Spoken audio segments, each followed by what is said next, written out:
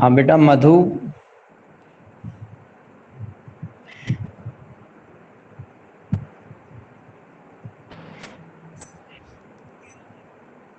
हाँ बेटा, ऐसा था कि जो आप कह रहे थे सुबह कि वो टीचमेंट पे कोई नोटिफिकेशन दिखाया है, तो वो ट्राई कर रहे थे बेटा पेपर बनाने के लिए, तो उसकी वजह से नोटिफिकेशन तो जाता ही है, लेकिन आपकी डेट शीट आ जाएगी और वो आपको पोस्ट कर देंगे बहुत जल्द। ठीक है, उसके अकॉर्डिंग ही एग्जाम होंगे, उससे पहले नहीं। हाँ ठीक है सर। हाँ, तो बेटा अब 120 पेज पे निकालिए।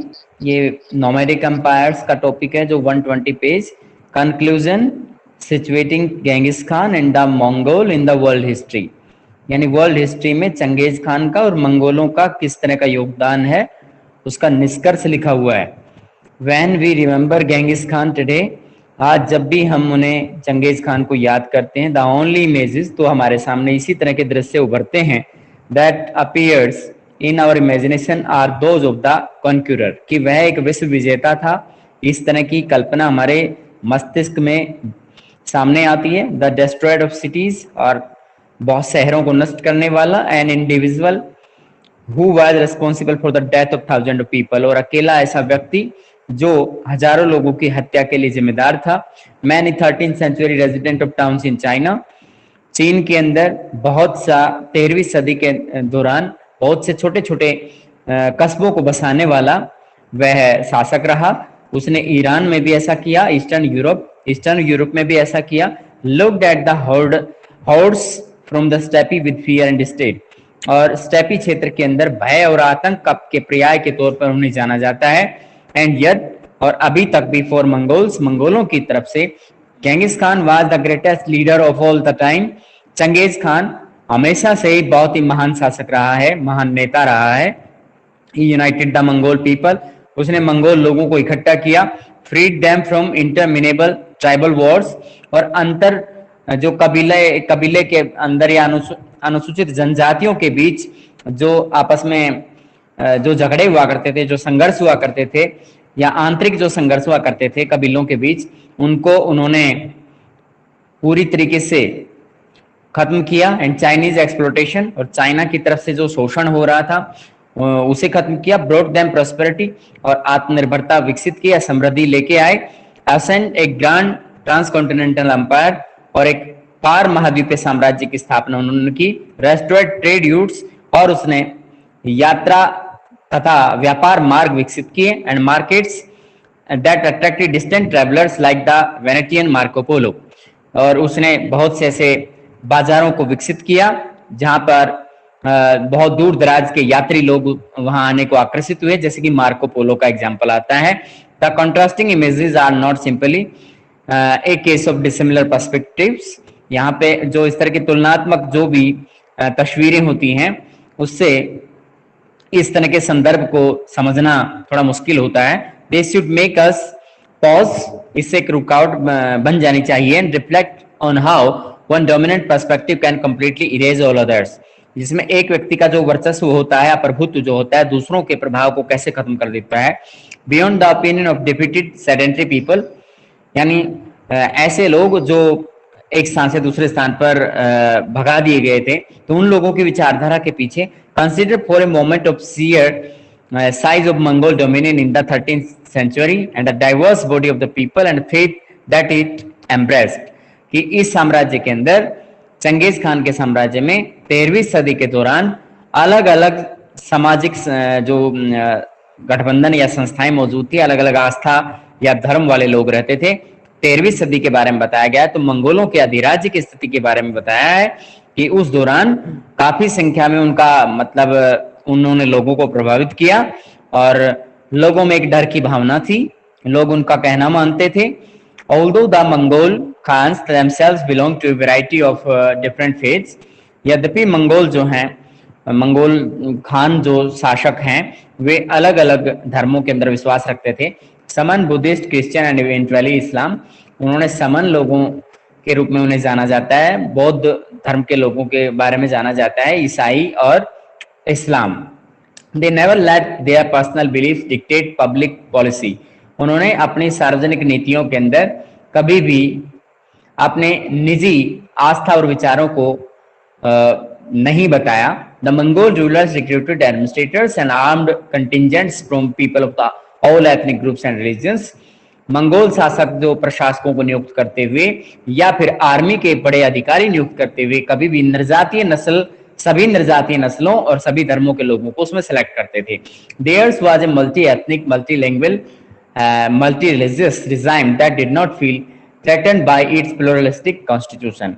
यहाँ का जो बहुलवादी जो संविधान था उसके अंदर बहुभाषी लोग, बहुधार्मिक लोग और बहुत सी निर्जातीय या नस्लों के लोग यहाँ पर मौजूद थे और उन्हें किसी भी तरह का कोई डर नहीं था।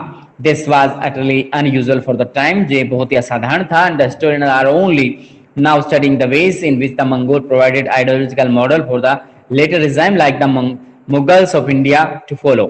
यहाँ पे ये बताया गया है कि यह बहुत ही असाधारण था। इतिहासकार इस चीज का अध्ययन करने से पता लगाते हैं कि यहाँ मंगोल शासकों ने एक आदर्शवादी विचारधारा को विकसित किया था जो बाद में उनके वंशजों यानी मुगल शासक जो भारत के अंदर शासन किया था उन्होंने उस बात का अनुसरण किया।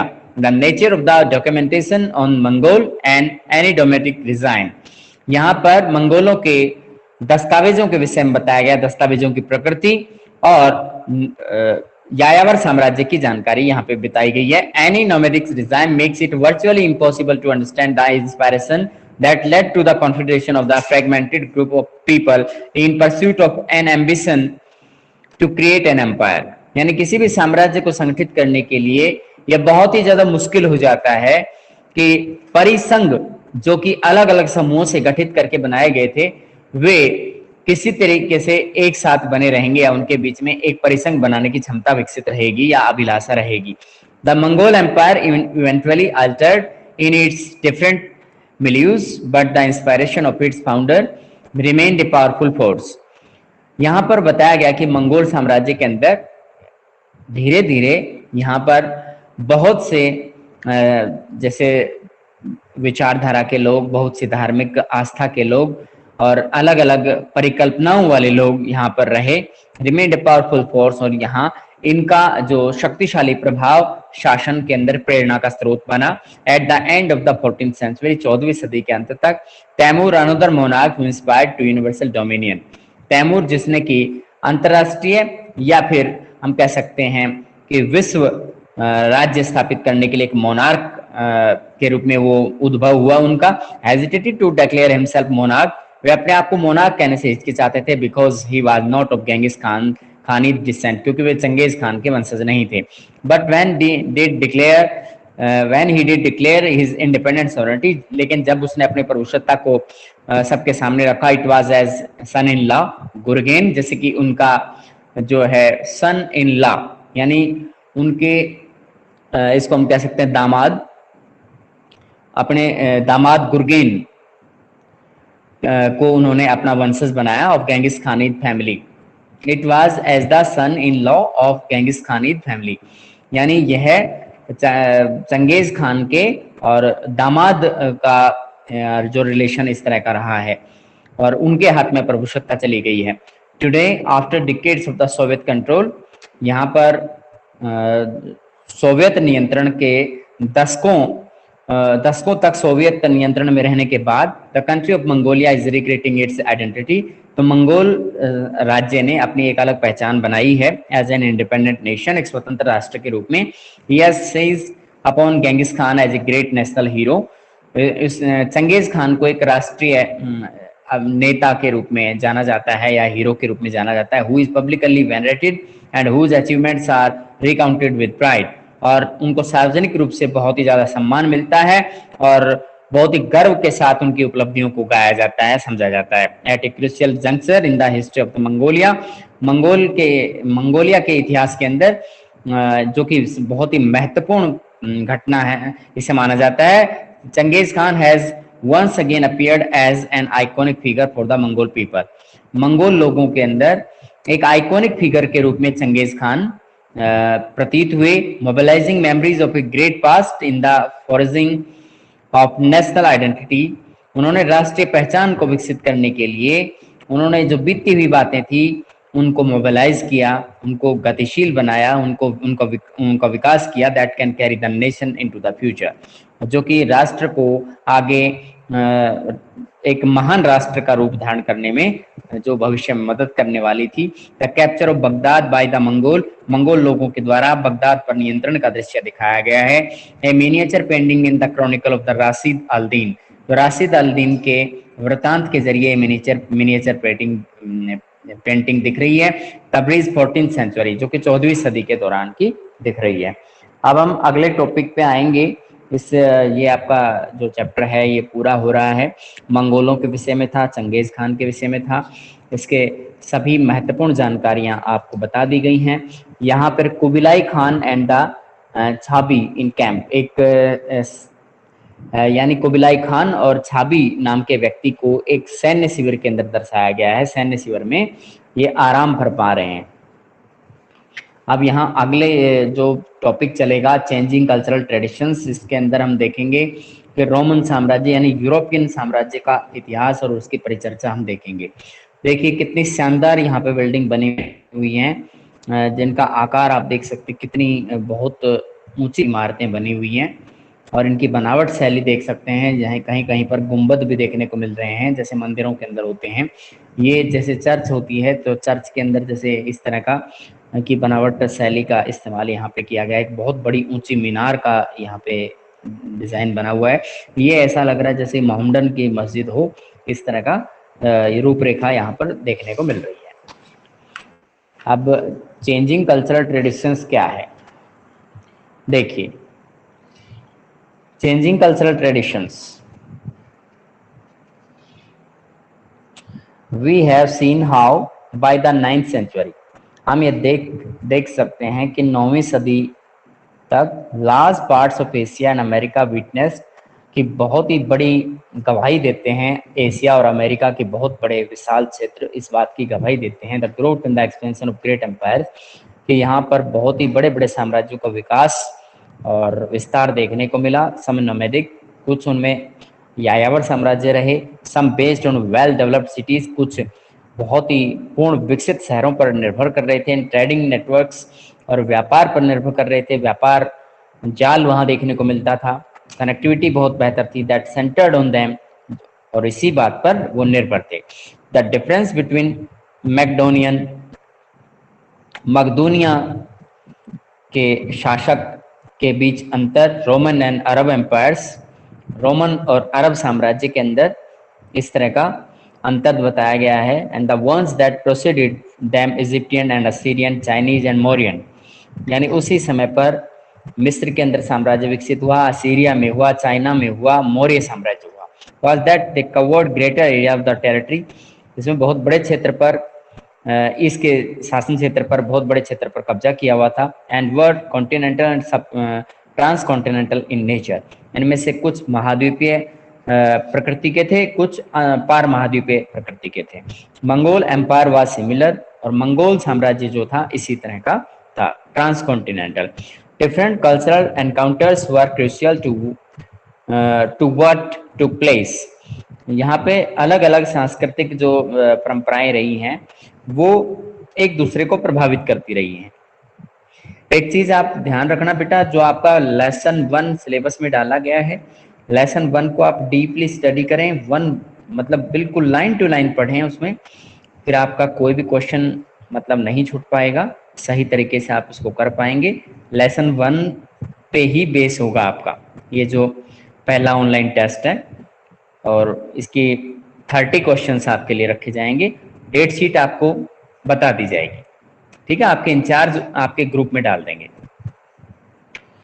आगे देखिएगा बेटा, the arrival of empires was almost always sudden, यहाँ पर जो साम्राज्य का जो यहाँ पे देखा गया, arrival of empires was almost always sudden, कि अब बाहर से आने वाले जो साम्राज्य थे या आक्रमणकारी होते थे वो हमेशा गुप्त रूप से ही आप आते थे, but they were almost always the result of changes, लेकिन जब भी कभी बाहरी साम्राज्य का आगमन होता था, बाहरी किसी साम्राज्य का प्रभाव देखने में मिलता था, that had been taking place over a long time in the core of what would become an empire, तो यहाँ ये देखने में आया that had been taking place over a long time in core of what would become an empire, कि एक साम्राज्य का सदस्य या अंग होने के नाते एक लंबे समय के दौरान वहां पर काफी कुछ बदलाव किए गए थे, बहुत चेंजेज आए।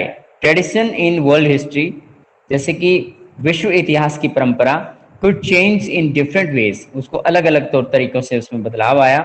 इन western Europe during the period from the 19th to 17th century, 9वीं से यहाँ पे 17वीं सदी तक पश्चिमी यूरोप के अंदर उस अवधि में much that we connect with modern times evolve slowly the development of scientific knowledge based on experimental rather than religious beliefs. इसमें हम देख पाते हैं कि वैज्ञानिक ज्ञान पे टिके हुए प्रयोग अस्तित्व में आ गए थे, बगैर धार्मिक किसी विश्वास पर टिके हुए, यानी धर्म की आस्था के बजाय और वैज्ञानिक तथ्यों पर डिपेंड करने वाले प्रयोग उस समय किए गए, उनका विकास देखने को मिला। और इस तरह से हम देख पाते हैं कि आधुनिक समय का धीरे धीरे प्रादुर्भाव हो गया था।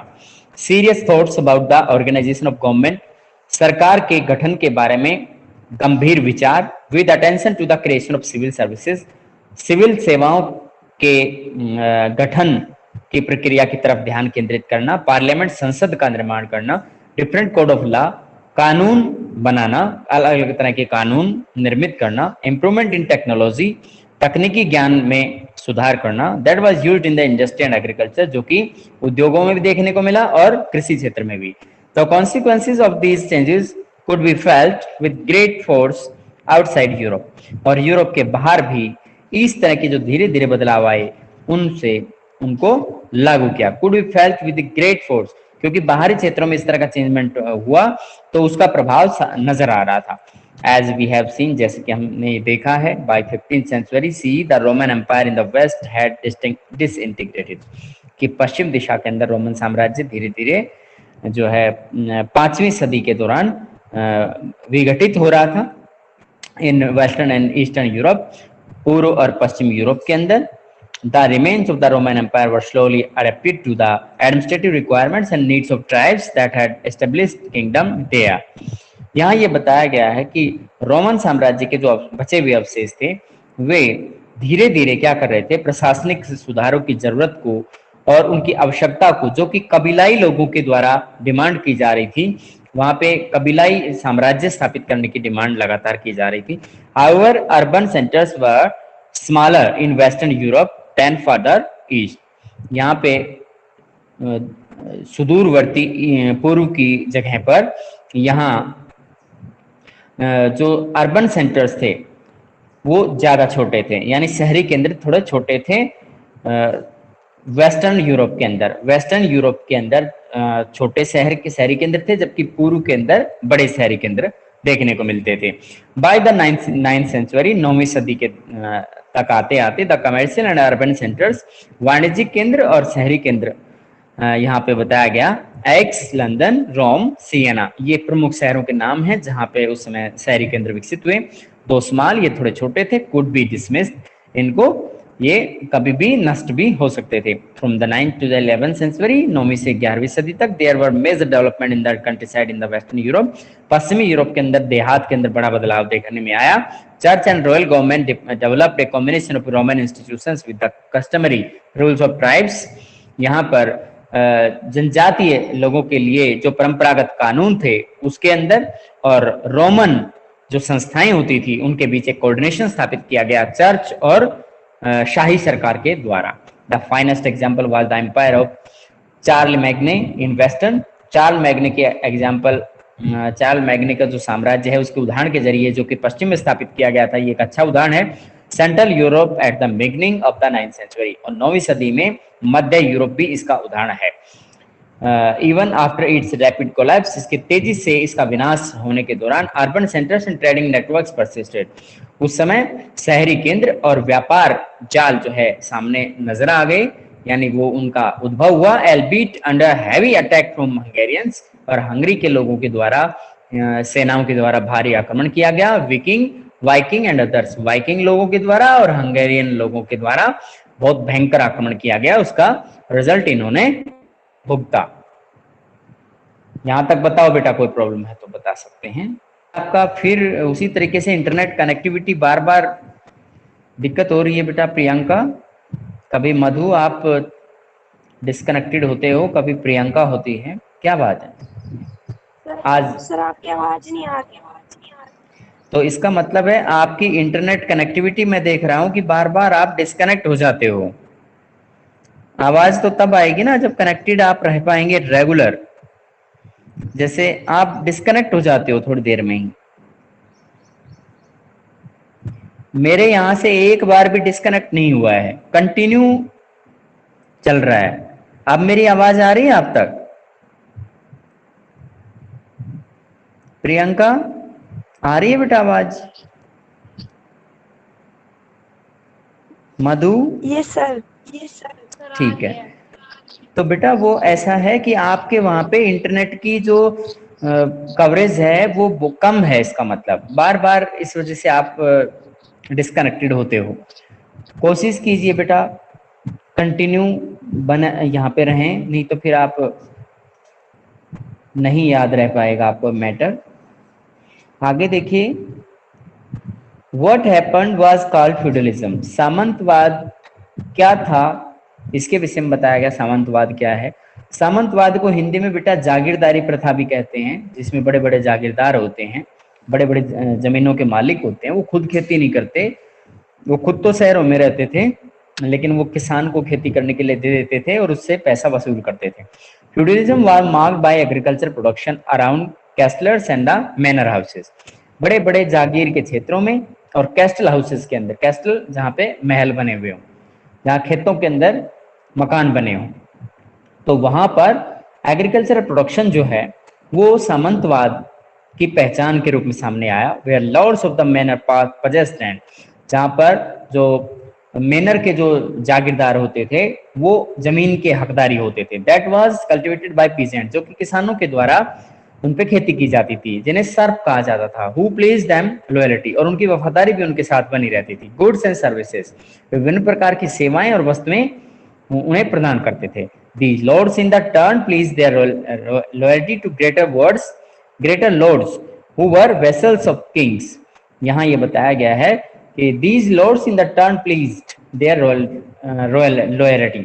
यहाँ पे उनकी वफादारी का मतलब भुगतान करने के लिए या उसके बदला चुकाने के लिए यहाँ बड़े जो लॉर्ड होते थे या बड़े राजा जो होते थे, जिन्हें वेसल ऑफ किंग्स कहा गया है, तो वो उनके सामने उनकी वफादारी का जिक्र करते थे। The Catholic church centred on the papacy, तो कैथोलिक चर्च जो है, जो कि पेपेसी जिसको पूरी तरह से केंद्रित किया गया था, supported the state of affairs, जिसमें इस तरह के जो मामले होते थे उनमें सपोर्ट किया गया था। इट सेल्फ पजेस्ड लैंड, और जमीन पे कब्जा कर लिया था। In a world where uncertainties of life, जहां पर जीवन की कोई गारंटी नहीं थी। पुअर सेंस ऑफ मेडिसिन, जहां पे लोगों को दवाइयों की उपलब्धता नहीं होती थी। नाउ लाइफ एक्सपेक्टेंसी वर कॉमन, और यहाँ पे जीवन प्रत्याशा या आयु प्रत्याशा भी औसत ही थी। The church showed people how to behave, church ने लोगों को दर्शाया या दिखाया कि लोगों को कैसा व्यवहार करना चाहिए। So that life after death at least would be tolerable, कि मृत्यु के बाद का जो जीवन है वो सहनीय हो सके। Monasteries were created where God fearing people could devote themselves to the service of God in the way of Catholic churchmen thought men fit equally. यहाँ मोनेस्ट्रीज के बारे में बताया गया कि मठों के अंदर जो भगवान से डरने वाले लोग होते थे वो उसके अंदर रहते थे, सेवाएं करते थे, और कैथोलिक जो चर्च वाले व्यक्ति होते थे वो उनका शोषण भी करते थे। Churches were part of a network of scholarship, और ये जो चर्च होते थे ये एक छात्रवृत्ति का एक जाल के रूप में सामने आए। That ran from the Muslim states of Spain, जो कि स्पेन के मुस्लिम राज्य से निकल करके और बाइजेंटाइन साम्राज्य में चले गए। एंड दे प्रोवाइडेड द पेटी king of the Europe with a sense of opulence of the eastern Mediterranean and beyond, और भूमध्य सागरीय क्षेत्र में और दूसरे और अन्य क्षेत्रों के अंदर यहाँ बताया गया कि यहाँ यूरोप के अंदर बहुत से राजाओं पर, बहुत से शासकों पर इस तरह का प्रभाव देखने को मिला। तो बेटा उस टॉपिक को आप प्रॉपरली पढ़ लेना इसे, ठीक है। और कंटिन्यूटी बना के रखें, क्लास को बीच में नहीं जाना है।